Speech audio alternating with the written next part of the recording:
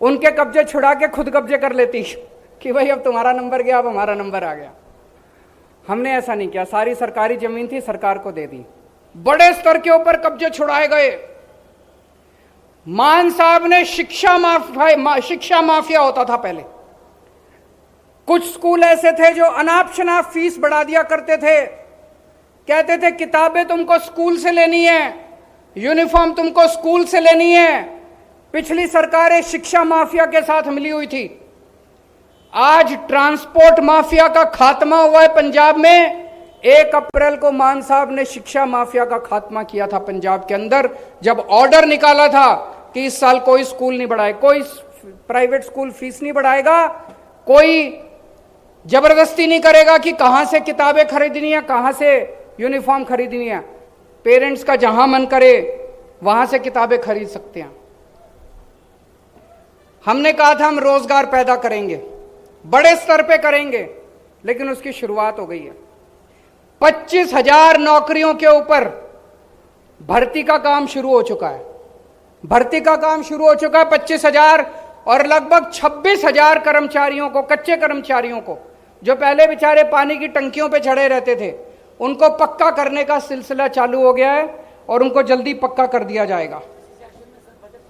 इस budget session के अंदर कानून लाया जा रहा है जिस कानून के तहत उन लोगों को पक्का किया जाएगा। पहले जितने एमएलए जीत के आते थे उन्होंने अपना घर भरने के सिवा, अपनी सोचने के सिवा कुछ नहीं किया, जनता की नहीं सोची। उन्होंने कहा भाई एक एमएलए 5 साल काम कर लेगा तो उसको 1 पेंशन, 10 साल काम कर लेगा तो उसको 2 पेंशन, 15 साल काम कर लेगा तो उसको 3 पेंशन। ये बड़ा अजीब सिस्टम है यार, 3-3 पेंशन। आम जनता को तो खाने को नहीं है, इनको 3-3, 4-4, 5-5 पेंशन मिल रही थी।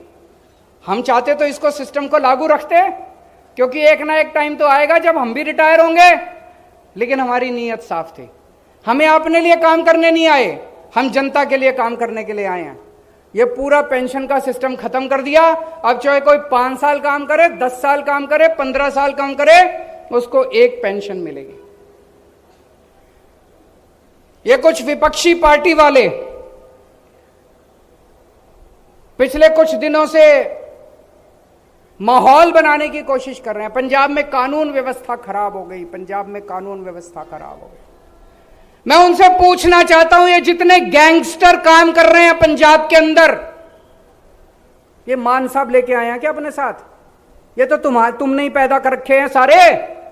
इसके पहले तुम्हारी सरकारें थी, इन्हीं सरकारों ने, इस पार्टी की सरकार ने करे हो चाहे उस पार्टी की सरकार ने करे हो, ये जितने गैंगस्टर घूम रहे हैं पंजाब के अंदर, ये सारे के सारे तुम्हारे पैदा किए हुए हैं, तुम्हारे ही बच्चे हैं ये सारे के सारे।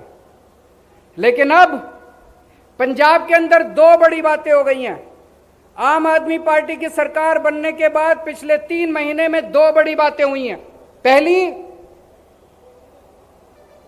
अब इन गैंगस्टर का, पहले जितने गैंगस्टर काम करते थे, जितने असामाजिक तत्व काम करते थे, जितने एंटी नेशनल काम करते थे, उनके बाप सरकार में बैठे होते थे।